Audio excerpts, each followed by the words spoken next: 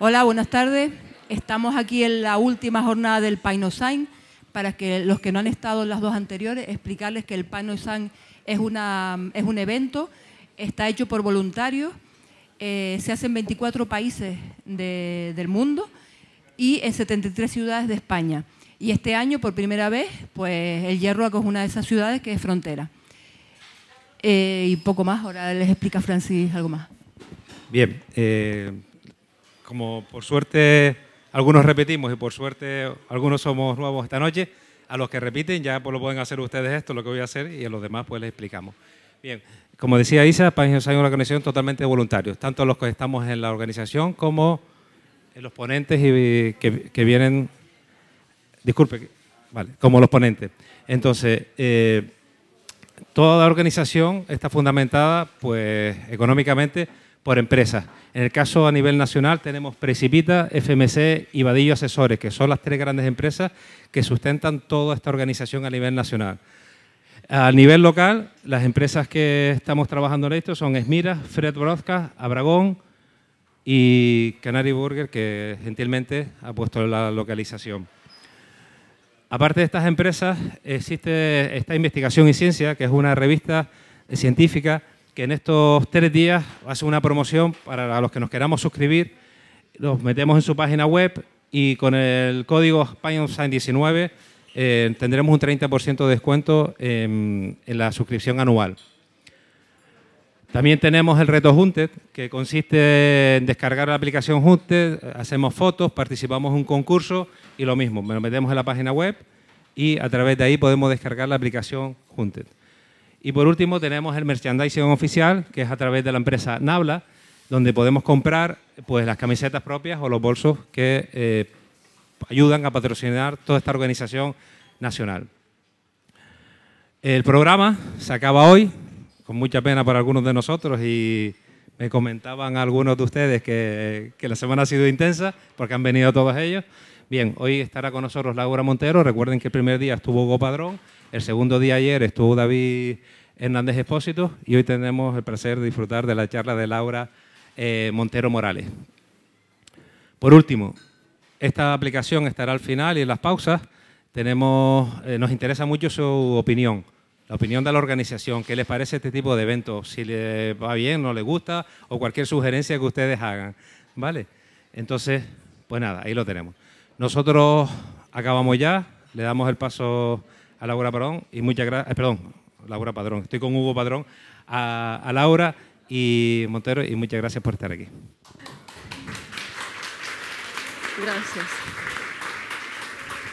Bueno, pues buenas tardes y bienvenidos también por mi parte. Gracias por la introducción. Como han dicho, me llamo Laura Montero Morales y bueno, para los que no me conozcan, voy a empezar presentándome un poco y explicando mi trayectoria y después les voy a contar un poco sobre mi proyecto en el que fabrico anticuerpos contra el cáncer utilizando plantas. Pues soy de aquí, soy del Hierro, soy de Frontera, así que empecé estudiando en el colegio de Gaday, después en el Hierro, que es de Salmor, y bachillerato en el IES Caroe. Por aquí veo varias caras familiares, antiguos profesores de los institutos, así que gracias por venir. Y bueno, durante los últimos años en el instituto, cuando empecé a plantearme que iba a estudiar, en esa época estaba saliendo un grado, que en ese momento era nuevo, que se llama biotecnología. Y la biotecnología es, bueno, antes era como una especialidad dentro de biología y en el momento en que yo empecé era un grado, y la definición de biotecnología es la aplicación tecnológica de organismos vivos que se usen para producir o modificar un producto, un proceso de interés a nivel industrial. Y durante la presentación entenderán un poco más a qué me refiero con esto.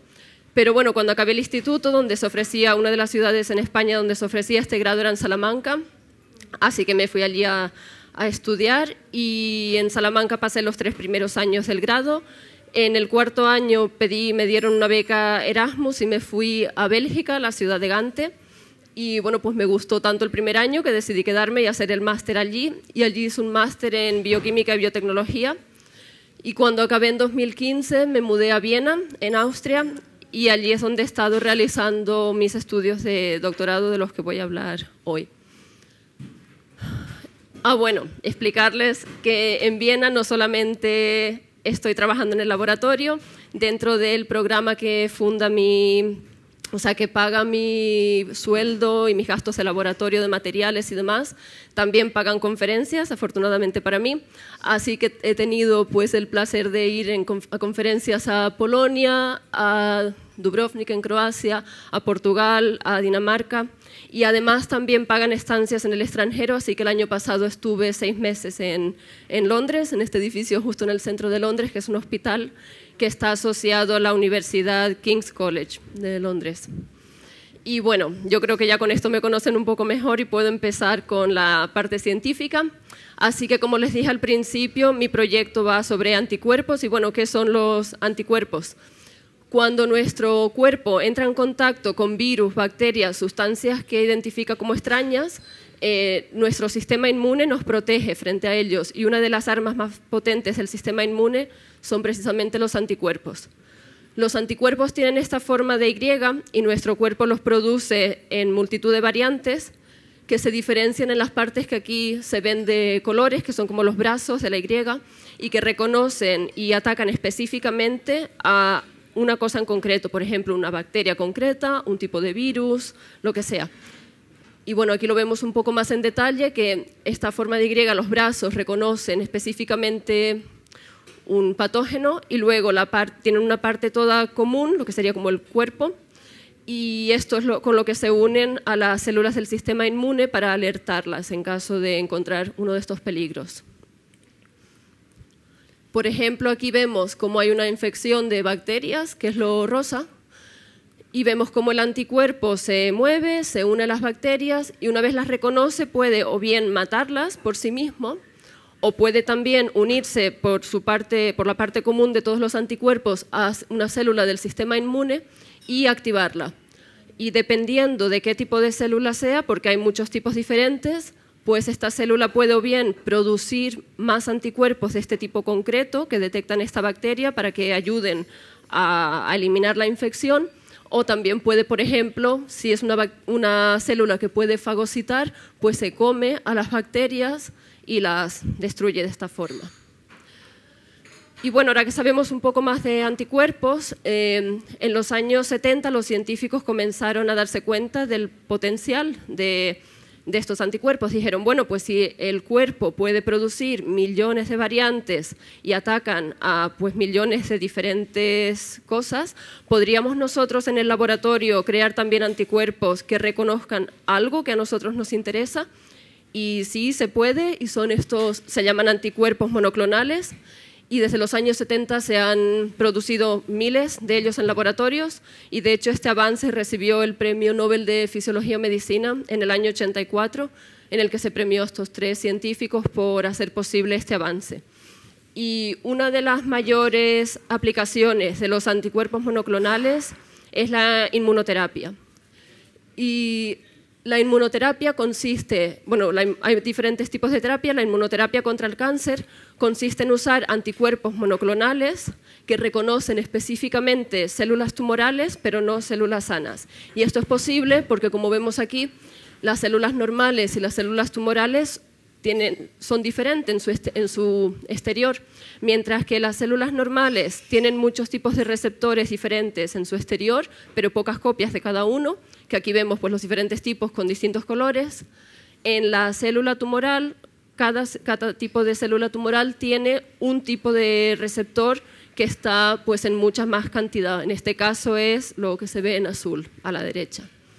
Y sabiendo qué receptor está sobrerepresentado en estas células, pues podemos en el laboratorio diseñar un anticuerpo monoclonal que lo reconozca específicamente, que se una a ellas y que lo ataque.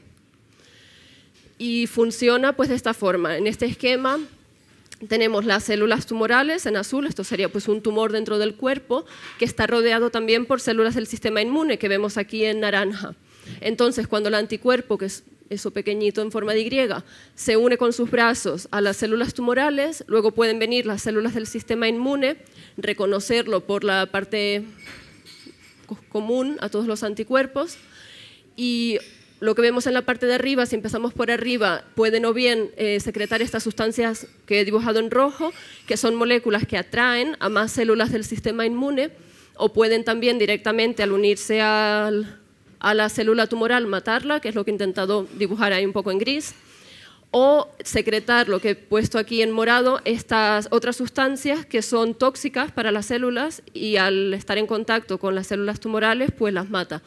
Y luego aquí debajo, en la última flecha, lo que vemos es también una célula, como he dicho antes, fagocitando a la célula tumoral. Entonces, dependiendo de qué células del sistema inmune haya por esa zona, pues tienen diferentes mecanismos para acabar con el tumor. Entonces, esta célula, lo que hemos hecho es coger una herramienta que nuestro cuerpo ya tiene, que son los anticuerpos, crearlos nosotros en el laboratorio y hacer, pues eso es como hacer que nuestro cuerpo luche contra los tumores por sí mismo, porque son sus propias células lo que usa. Y bueno, este es un ejemplo de inmunoterapia. Tenemos, por ejemplo, el receptor HER2, que es una molécula que en circunstancias normales es esencial para la célula porque controla los procesos de división y de crecimiento celular. En una célula normal aparece unas 20.000 veces por célula. Sin embargo, si por alguna circunstancia, por mutaciones en nuestro ADN, hay demasiado HER2, pues estas células crecen y se dividen de más y pueden llegar a causar un tumor. Por ejemplo, aquí tenemos un ejemplo, porque el receptor HER2 está presente en muchos tipos de tumores, pero especialmente en cáncer de mama. Alrededor del 30% de los casos de cáncer de mama tienen esta gran cantidad de HER2 y se llaman HER2 positivos. Y en lugar de tener 20.000 copias como una célula normal, tiene 2 millones, que son pues 100 veces más. Entonces, la idea es que en el laboratorio nosotros podemos crear un anticuerpo que reconozca HER2 y que se una a una célula tumoral y de esta forma bloquea el envío de señales a la célula que hace que se divida, que se multiplique de más. Entonces, frenamos esta expansión. Y bueno, una cosa importante que hay que saber de los anticuerpos es que no son unos medicamentos sencillos. Por ejemplo, la aspirina se puede producir en el laboratorio simplemente con reacciones químicas, pero un anticuerpo es más complejo y necesitamos un organismo vivo que lo produzca. Y a este tipo de medicamentos los llamamos biofármacos o fármacos de origen biológico. Y quizás el biofármaco más conocido es la insulina, que usan los diabéticos, y la insulina es de hecho el primer biofármaco que se puso a la venta a principios de los años 80 utilizando bacterias transgénicas y es lo que se sigue utilizando hoy en día mayoritariamente para producir la insulina que está pues eso, en las farmacias. Y la forma en la que se producen estos biofármacos, utilizando la insulina como ejemplo, es que se coge el gen de la insulina, que es el trozo de ADN que da las instrucciones a nuestras células para producir la insulina, se introduce en otro organismo, que es la bacteria Escherichia coli, que es una de las bacterias más usadas tanto a nivel de laboratorio como industrial para producir biofármacos o para expresar genes que vienen de otros organismos, o sea, lo usamos como un transgénico.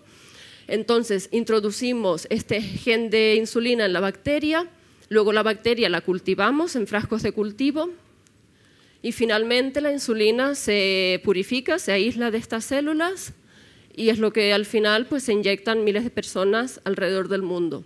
Y bueno, esto es un ejemplo de biofármaco para que entiendan lo que es, pero los anticuerpos son un poco más difíciles de producir que la insulina porque los anticuerpos tienen además, unidos a ellos, la mayoría tienen cadenas de azúcares que son muy complejas y que las bacterias no pueden hacer y para eso se necesita pues, otro tipo de organismo que sea capaz de producirlo. Y normalmente lo que se usan son cultivos celulares de células de mamífero.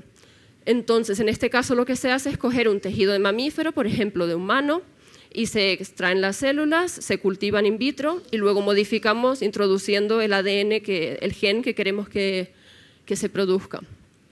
Un ejemplo de este tipo de cultivo celular son las células HEC293, que fueron aisladas en los años 70 de riñón embrionario humano y hoy en día se utilizan para producir el factor 8, que es el tratamiento de hemofilia.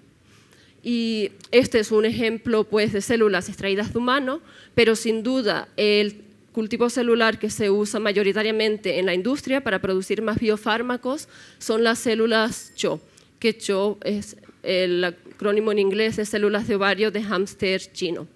Entonces, pues este hámster en los años 50 le cogieron los ovarios, bueno, a un hámster, y desde ahí pues las han ido cultivando in vitro, y el primer fármaco de origen biológico producido en células de mamífero fue en este tipo de cultivo celular, de células de hámster de ovario. Incluso hoy, a nivel industrial, el 70% de biofármacos se producen en este tipo de célula, incluyendo la mayor parte de anticuerpos que se usan en muchas enfermedades, muchos tipos de cáncer, artritis reumatoide, Crohn, psoriasis, osteoporosis, esclerosis múltiple. Estos son ejemplos, pero hay anticuerpos para un montón de enfermedades, por lo que he dicho, que tienen la capacidad de unirse a unas células muy específicas y no atacar a las normales.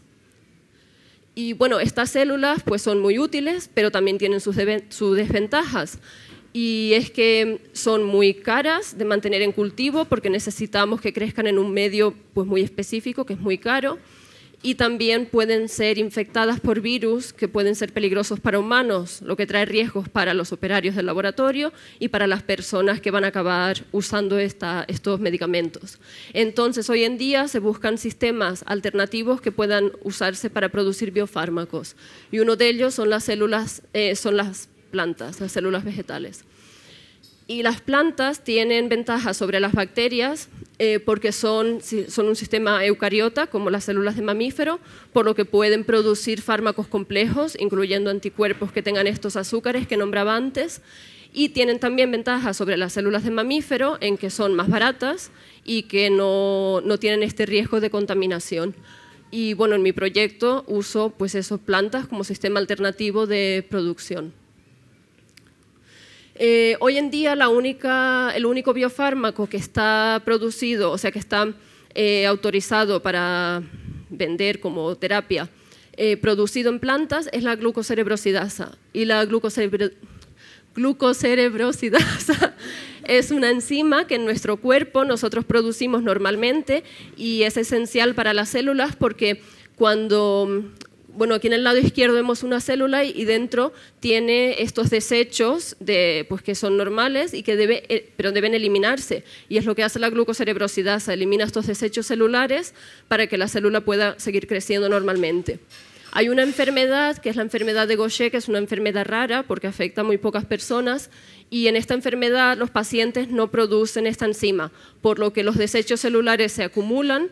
Y bueno, esto da lugar a que la célula pues tenga una forma extraña y causa una serie de síntomas, y la única forma de tratarla, hasta donde yo sé, es administrando la enzima, la glucocerebrosidasa. O sea, hay que producirla en el laboratorio de la forma que he explicado, o sea, como biofármaco, y luego aplicarla a los pacientes.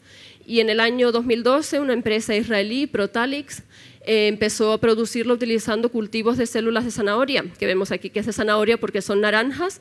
Estos son tanques enormes donde tienen los cultivos celulares, y la forma en la que se produce es muy parecida a la insulina, con un par de pasos extra. Entonces, primero, que lo que tienen que hacer es coger células de zanahoria, pues una zanahoria. No me pregunten los detalles, esto es una empresa, a mí no me dan los detalles, pero bueno, cogen las células de zanahoria y las cultivan in vitro en una placa.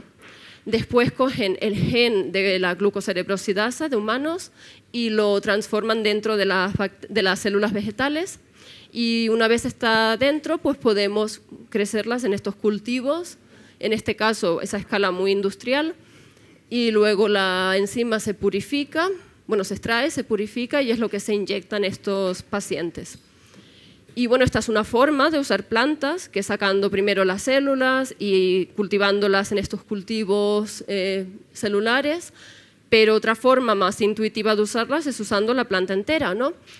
Y eso es lo que hago yo en mi proyecto de laboratorio. Yo uso esta planta en concreto, que se llama Nicotiana benthamiana. Es una pariente de Nicotiana tabacum, que es la planta de tabaco. Y esta planta tiene ciertas características que la han hecho una de las plantas más usadas en investigación para producir biofármacos, anticuerpos, moléculas complejas. Y durante los últimos aproximadamente 20 años Se han desarrollado en diferentes laboratorios del mundo, incluyendo en el que yo trabajo, técnicas optimizadas para usar esta planta en concreto. Y bueno, aquí estamos mi supervisora y yo usando las plantas. Les dejo que nos miren durante un segundito.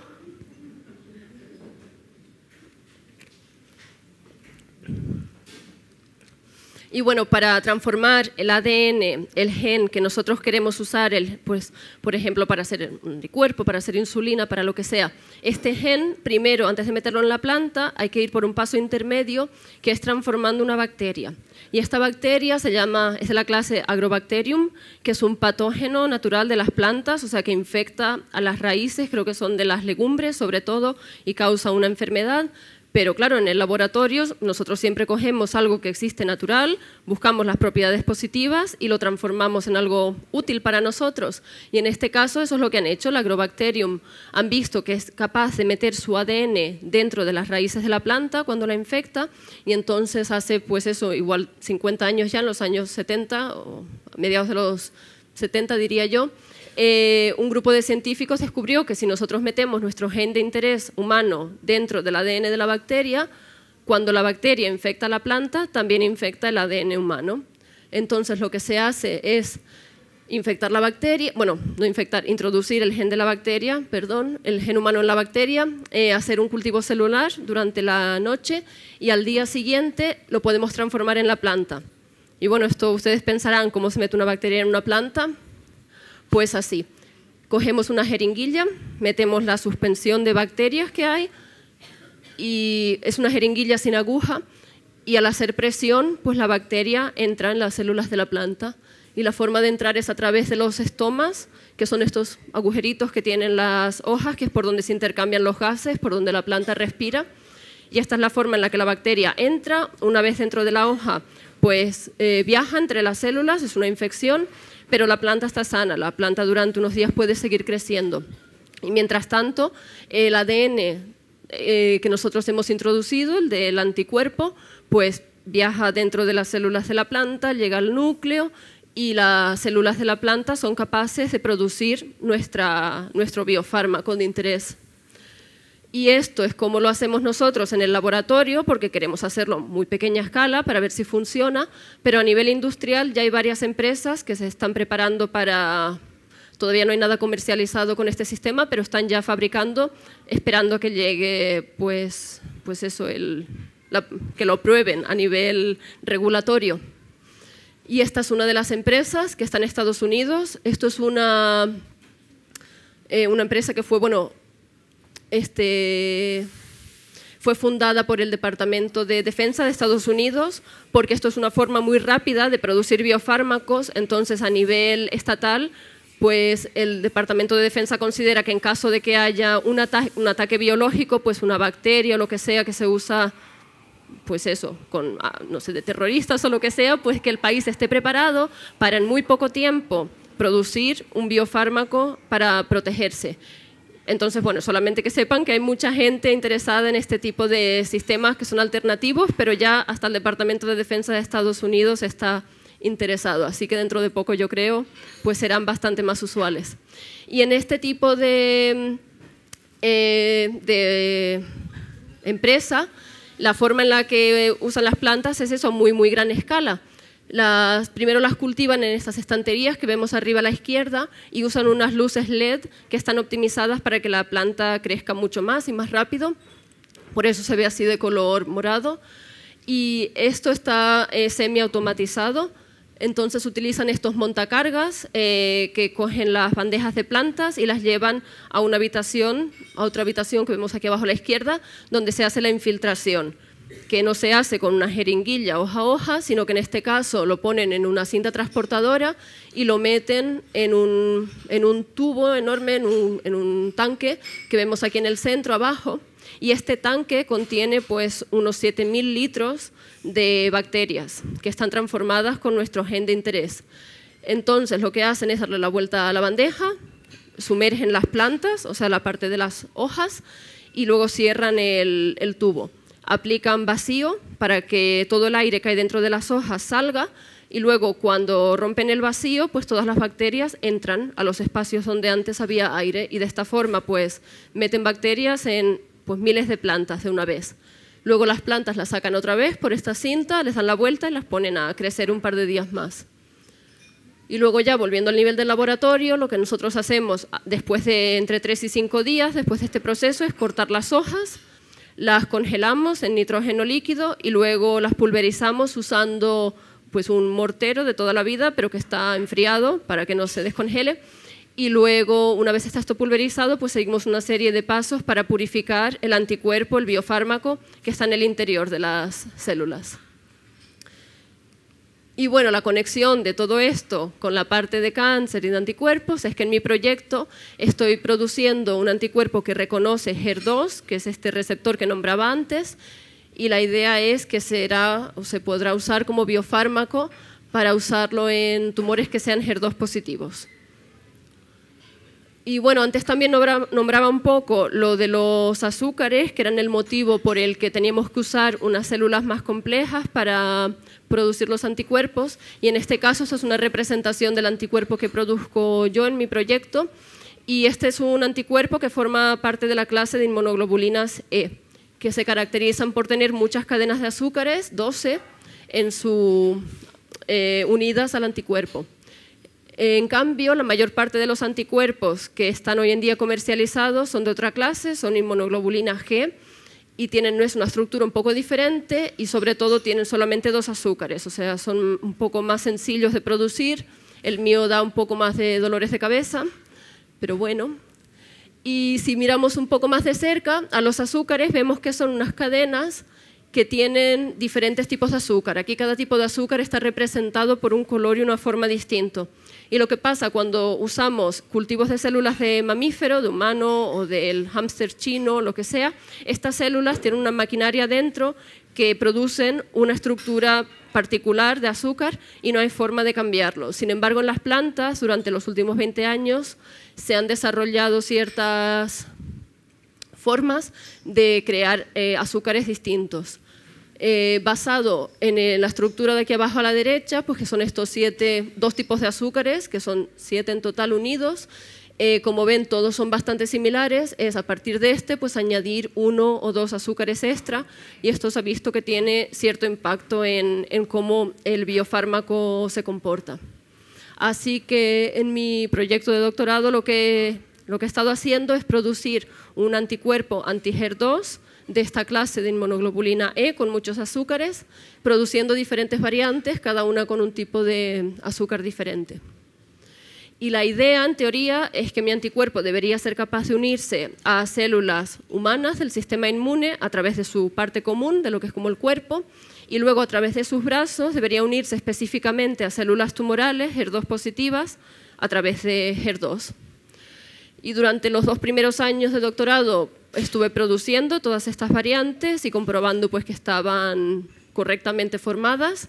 Y durante el último año que estuve en Londres, en esta estancia en el extranjero, utilicé cultivos celulares de células del sistema inmune y de células tumorales para comprobar si en efecto esto es lo que pasa.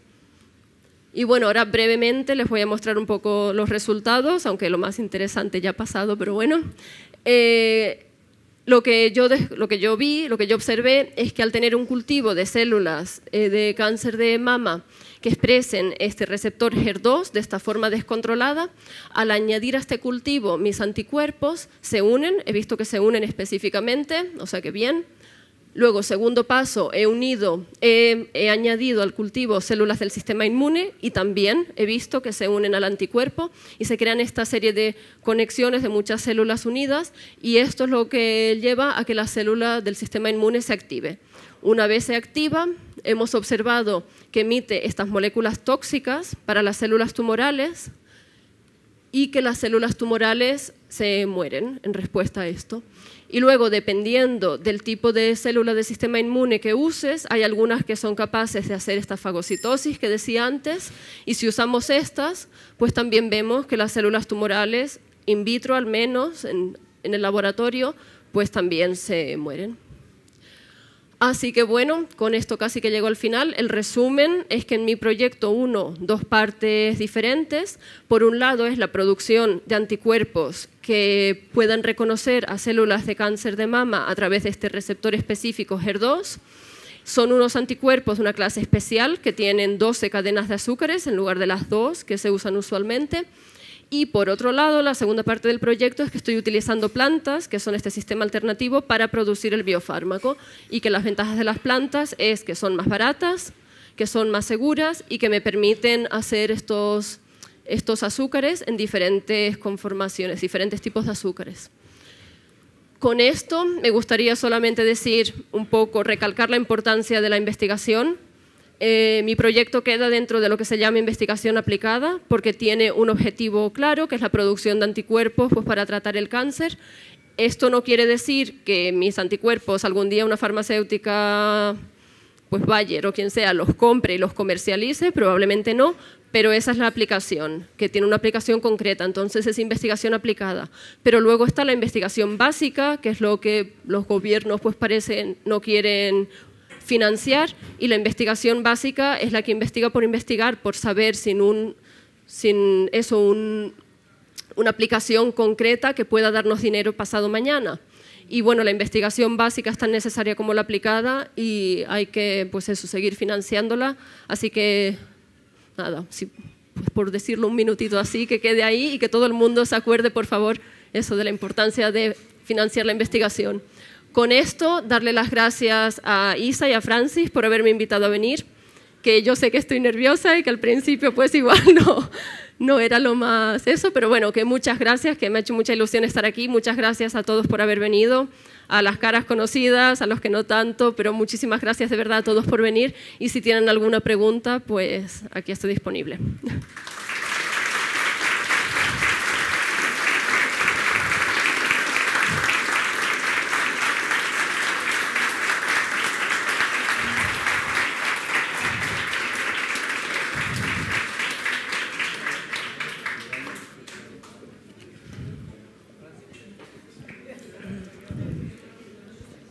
Hola. Hola. Mi pregunta no está tan relacionada con la investigación, sino más bien quería saber, porque me interesa la carrera, saber por qué la elegiste tú y por qué te llevó a estudiarla. Pues en ese momento yo empecé a estudiar en 2009, que fue el año en el que empezaron todos los grados. Antes de eso estaban las licenciaturas y las diplomaturas, y yo creo que durante, pues eso, en esa época es cuando empezaron a promocionar pues, otras carreras nuevas, como biotecnología. En mi caso en la universidad ya estaba de antes como licenciatura, pero creo que llevaban 4 años solo. Y yo siempre había estado interesada en biología en general, pues en eso, en genética, en producir fármacos y demás. Y esta carrera está como mucho más enfocada que biología a esta parte, a lo que es más cosas de laboratorio, ingeniería genética, microbiología, porque dentro de biología pues también tienes, yo qué sé, la parte de zoología, más de aprender cosas más de plantas, más de animales, y esto es más enfocado a nivel de laboratorio. ¿Y estudiaste la verde o la roja? Lo que es la carrera, tienes todo. La biotecnología verde es la que está pues, hacia las plantas, roja, si no me equivoco, es más bien de enfermedades, por lo del cáncer. Como ves, mi proyecto tiene un poco de las dos, pero luego está también, creo que es una que es la blanca, que me parece que es para usar, por ejemplo, de bioremediación, pues en caso de que haya, yo qué sé, un desastre, que hay petróleo, que se rompe un petrolero y hay petróleo en todos sitios.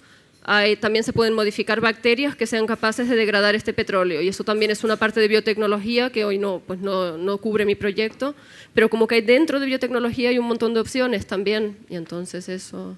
Y otra pregunta. Vale. ¿Has tenido problemas en cuanto a si no te han permitido hacer algo por razones éticas o relacionados sobre eso? No.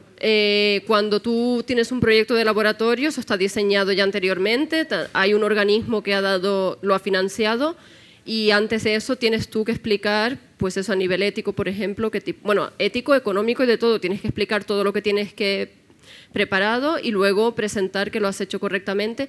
En mi caso, a nivel ético, pues tampoco hay mucho, son plantas, tampoco hay.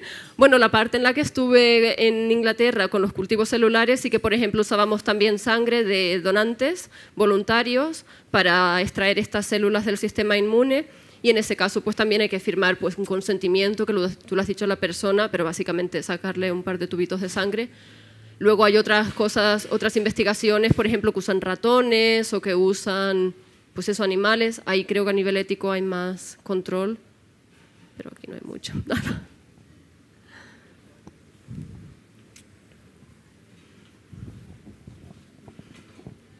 Lo tienes complicado, ¿eh? Llevamos una semana de preguntas, así que saquen la lista porque no podemos ser menos. Venga.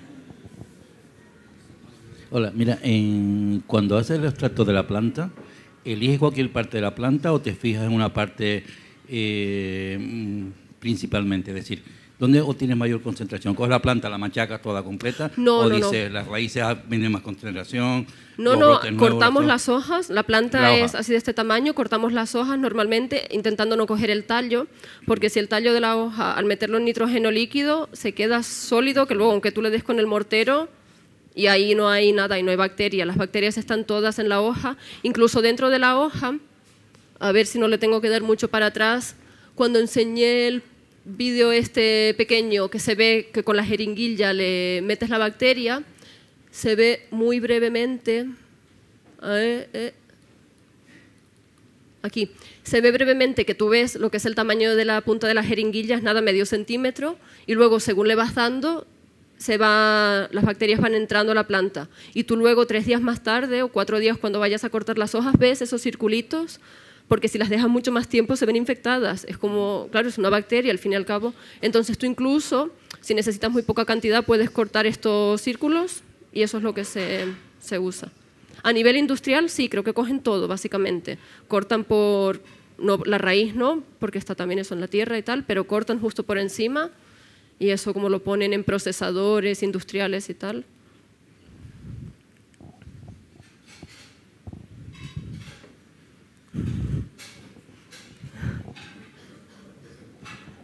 A mí no me quedó muy claro en qué influyen los azúcares, la cantidad de azúcares en cada...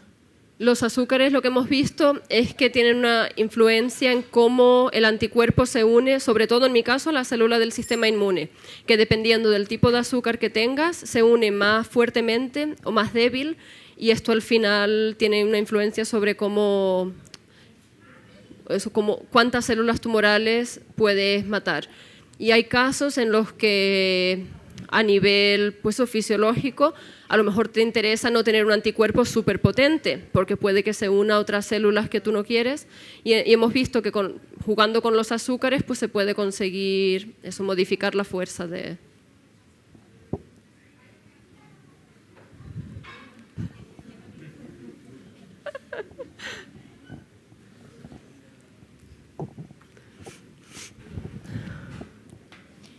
¿Y tú cuándo crees que van a probar esto en personas?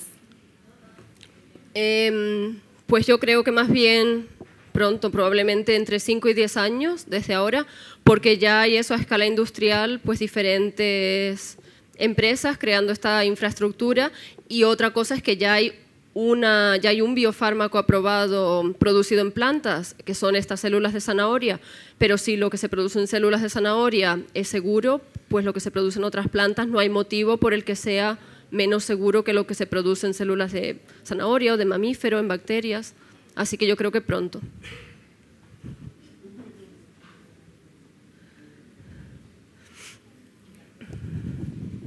Hola. Hola. Yo simplemente quería darte las gracias por tu labor. Bueno, gracias.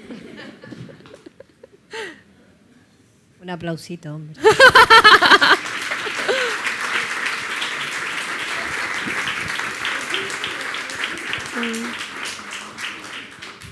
Mi pregunta es ¿por qué se hace la investigación con esa planta y no con otra? Pues, a ver, por ejemplo, una de las razones es que las hojas son muy grandes. Las hojas son pues aproximadamente de este tamaño y llegamos a este tamaño solamente después de 5 semanas. O sea, tú pones la semilla en la tierra y después nosotros ponemos varias semillas, porque esto lo hacemos todos nosotros, claro. Tenemos las semillas, las ponemos en una macetita pequeña y después de 2 semanas ya se ven empezando a salir. Luego las separas y pones cada una de estas en una maceta individual. Y en 5 semanas tienen ya, pues es un tamaño bastante decente.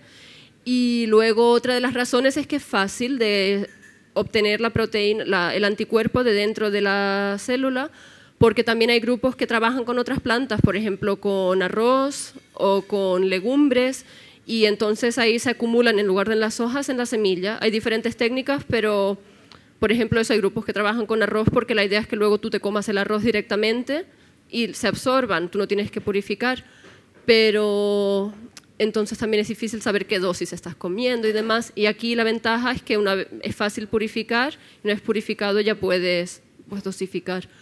Y a ver, razones hay más, pero ahora mismo. Pero es eso, históricamente desde los años finales de los 80, pues muchos grupos empezaron a utilizarla y entonces pues poco a poco la comunidad ha ido creciendo, se optimizan técnicas específicamente para esta y entonces ya pues es muy difícil de repente. Es la misma razón por la que se usan estas células de ovario de hámster. En los años 50 las extrajeron del hámster, en los 80 empezaron a producir y ya de ahí en adelante pues es muy difícil decir vamos a empezar otra vez todo este esfuerzo de cero con otra cosa diferente. Pero bueno, por lo pronto funciona bien.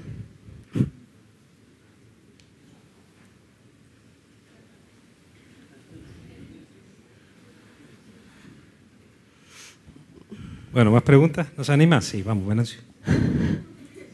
Bueno, yo más que pregunta quiero felicitar a Laura, ¿no?, por este extraordinario trabajo y porque está realizando una investigación que es puntera y además de extraordinaria actualidad y que seguro que en el futuro va a tener una importancia muy grande. Yo no sé si cuando estaba en el instituto, que escuché por primera vez lo que eran los anticuerpos y cómo funcionaban, alguna vez pensó que llegaría a investigar en estos niveles. Simplemente eso, felicitarte y adelante. Gracias. No, yo también darte las gracias porque, hombre, yo mencioné a mis diferentes profesores, pero sobre todo yo empecé a interesarme por biología gracias a Virki, que está por allí, y a Venancio, que está por aquí, que fueron pues eso, mis profesores de biología aquí en Frontera y luego en Valverde. Y la verdad es que es eso también decirles a todos que, pues yo ya lo dije al principio, es lo más importante. Yo he estudiado aquí, he estudiado en estos 2 institutos, he estudiado en la universidad pública y ha sido gracias al esfuerzo pues, de mucha gente, de mi familia también y de mis profesores. Así que esto es un poco éxito de todos.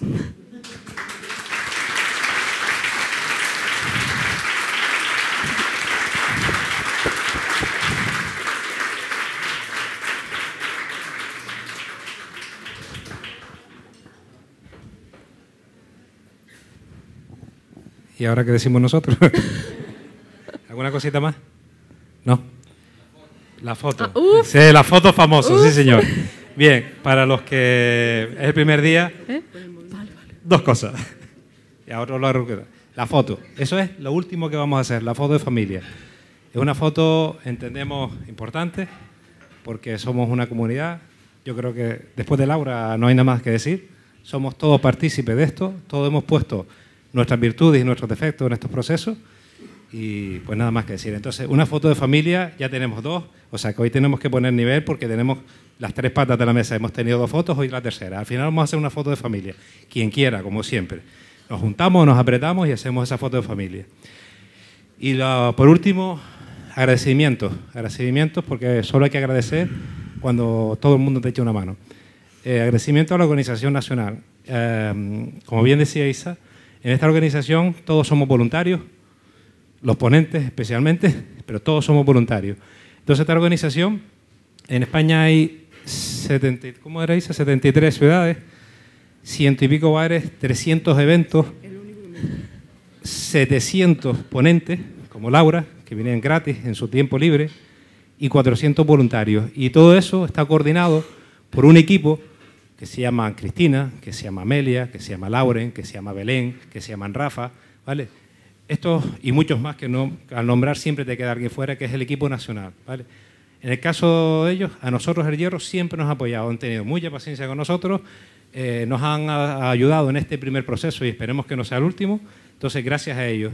Gracias a las empresas, que esto lo paga alguien, y en este caso son empresas privadas y instituciones en muchos municipios siempre están ahí.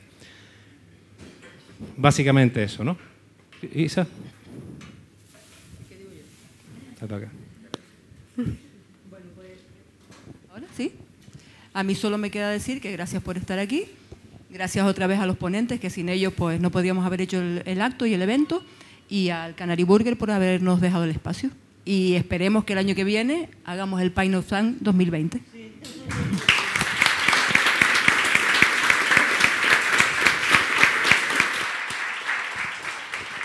La charla de hoy, el evento de hoy, me ha parecido bastante interesante porque además por parte de mi familia me ha tocado vivir esta experiencia del cáncer que ha superado mi familia y pues por ese mismo tema me parece muy interesante que hayan otro tipo de métodos para pasar este tipo de enfermedad que no sean tan dañinos o tan invasivos como puede ser por ejemplo el tema de la quimioterapia y demás.